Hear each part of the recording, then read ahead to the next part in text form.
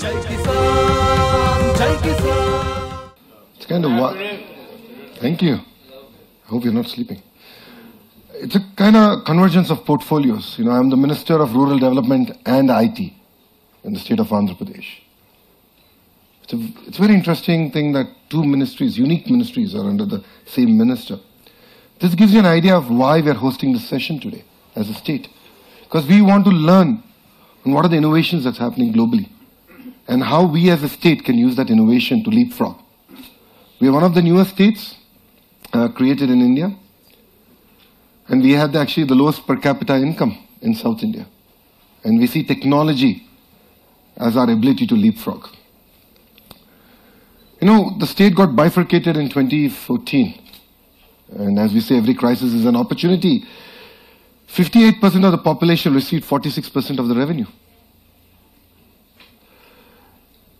And if you also look at, we had no capital city. And we had the first year deficit of close to $2.2 billion. You know, as Lord Buddha, learning from Lord Buddha says, you know, no matter how hard the past, you can always begin again. And every crisis is an opportunity. And that's where we in the state of Andhra Pradesh have looked at.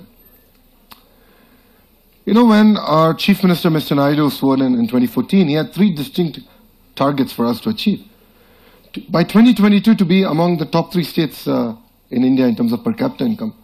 By 2029, to be the #1 state in India in per capita income, but also in happiness. And by 2050, actually become a preferred global destination and actually compete with South and Southeast Asian countries in these parameters. And what that meant is we had to grow as a state by double digit. We had to grow at close to 15%. Now for the CEOs here, think about it.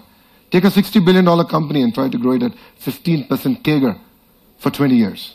And that's the task we as a state have. So we broke down. So the whole idea was, how do we create an inclusive growth?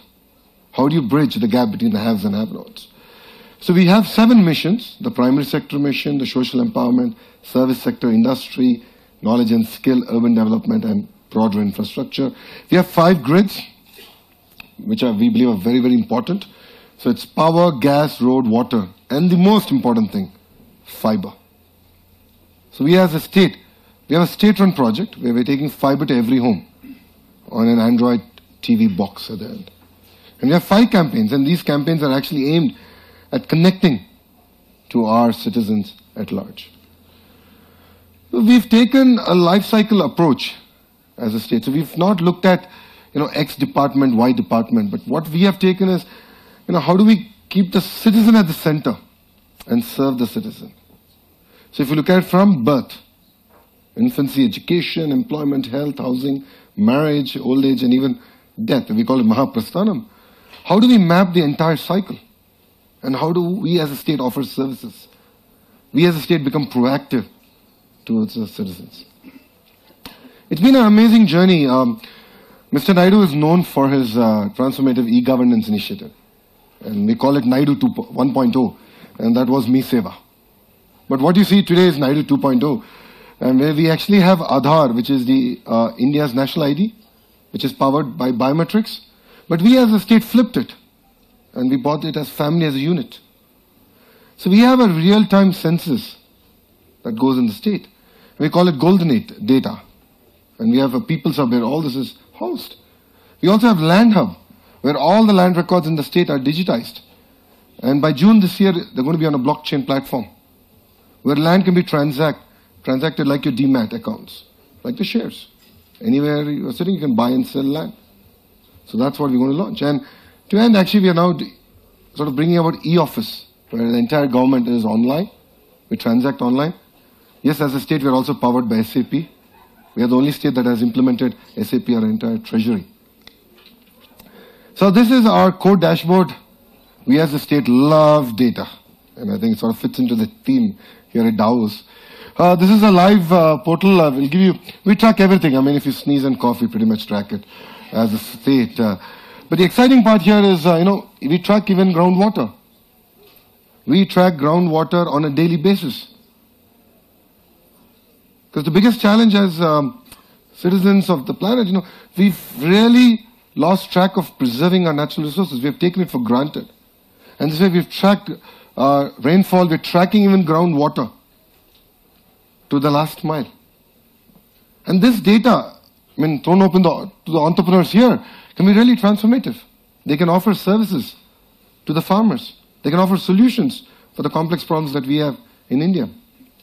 So this dashboard is quite comprehensive, and we would share this link, and we would love input on areas that we could actually do better.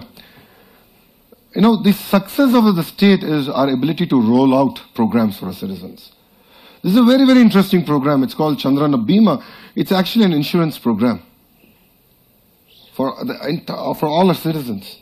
So anyone who dies in an accident gets close to 500,000 rupees, which is about $6,000 from the state. It's an insurance program.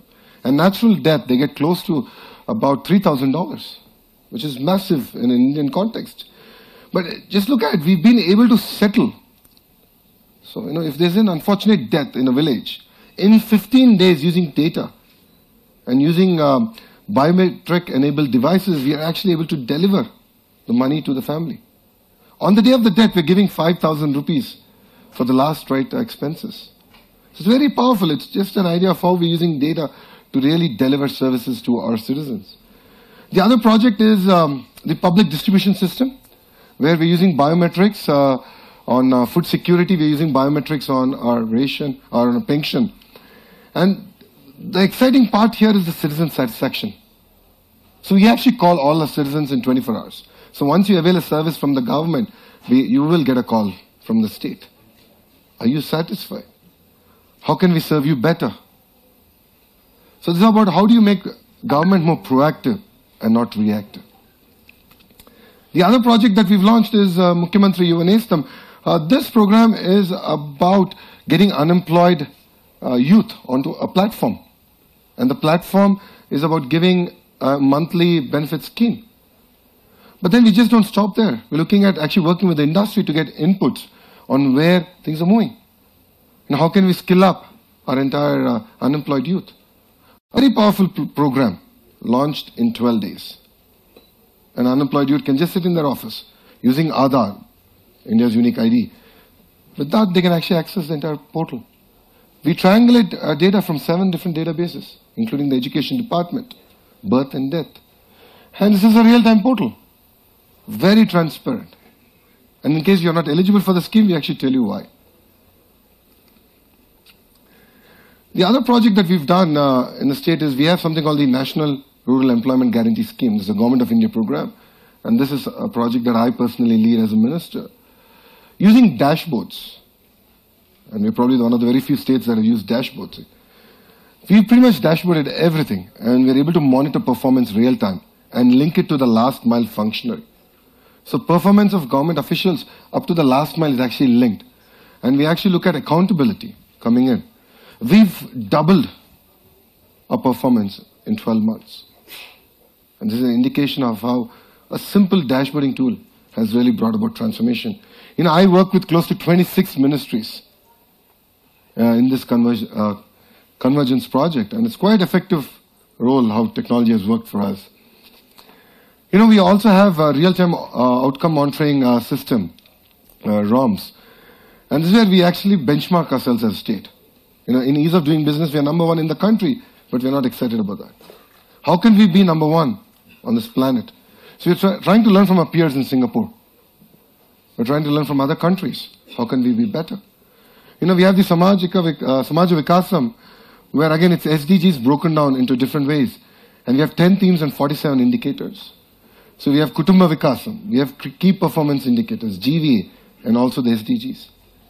So think about this, 961 key performance indicators, monitored real-time across 36 ministries. And we have 1 million IoT devices in the field giving us data. And we have a real-time governance center which actually takes this data, does a lot of homework on it, and then advise ministries on where we're failing and how can we do better. And create an internal sense of competition among various ministries. So just to give you an idea of our journey, you know, Aadhaar, as I said, is the national ID program. And we call this Praja Sadhikara survey, where we sort of built a profile of a family. So we've understood how a family, who are all part of a family and how can we give benefits. So 44 million citizens are already on this platform. And we make it transparent. So as a citizen, you can know what's the data that we have about you. You can also know which different government departments have accessed your data in the last 12 months. So we made this very transparent to our citizens. Land Hub, as I spoke about, all the agriculture land, urban properties have all been mapped. They're now being geotagged under the Budhar program, and we're making it real-time thanks to blockchain. As I said, SAP, the entire treasury runs on SAP, the only state in the country, if not in the world, that does this. But it's been an amazing journey for us, and it's made, of course, the treasury far more efficient, which I think everyone wants to really know. The other project is e-Pragati. And e-Pragati means e-progress. And e-Pragati is about eliminating two fundamental challenges that we have as a country. The first challenge we have in India is we love certificates. This is something we've inherited from the British. There's a certificate for pretty much everything. But thanks to Aadhaar and now e-Pragati, your thumb is sufficient. You can access your certificates anywhere and making it completely real time. In India, if your house is on fire, the first thing you save is your certificates. We've completely eliminated that. And the second thing is to create single source of truth. Many governments globally struggle with this. And the idea with e-Pragati is to achieve that.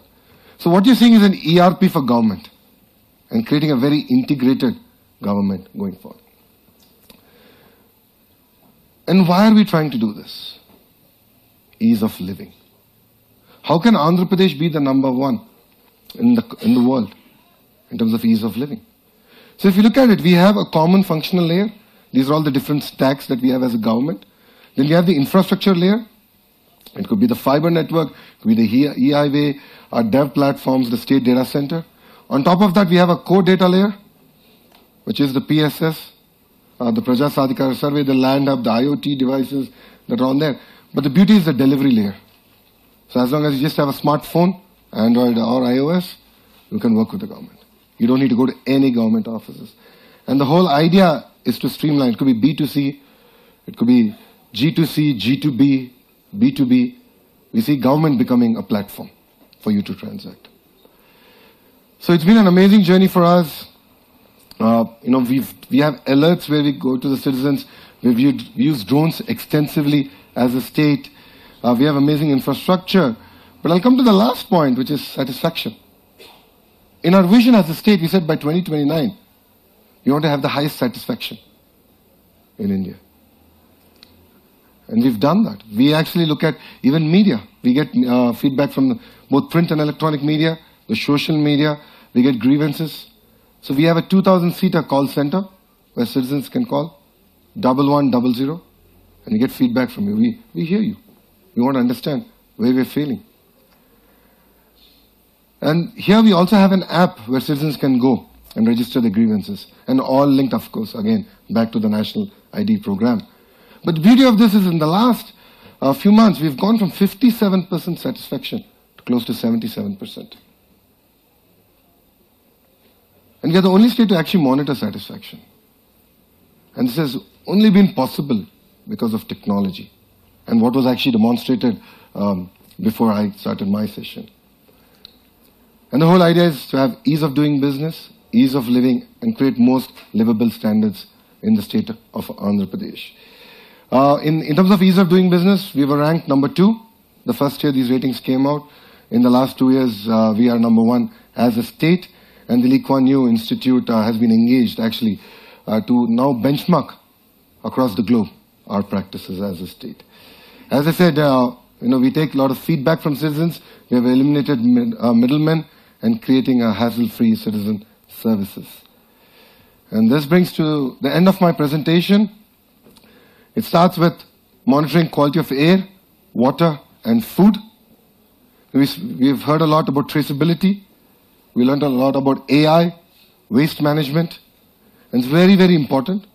And then we sort of look at how are we improving outcomes in health, outcomes in education, and then creating a quality of citizen engagement.